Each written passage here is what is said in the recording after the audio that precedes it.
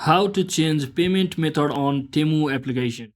So hello guys, welcome back to my YouTube channel. In this video I'll be showing you how you can easily change your payment method on Temu application.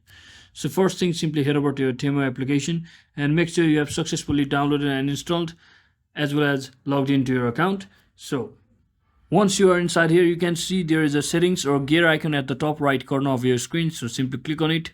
Just like that, you will be seeing this screen where you can see the option called your payment methods. So simply tap on it, and once you're inside here, just click on add a credit card or debit card, as it accepts your credit card or debit card. So from here you will have to enter your card number, expiration date, and your CVV number.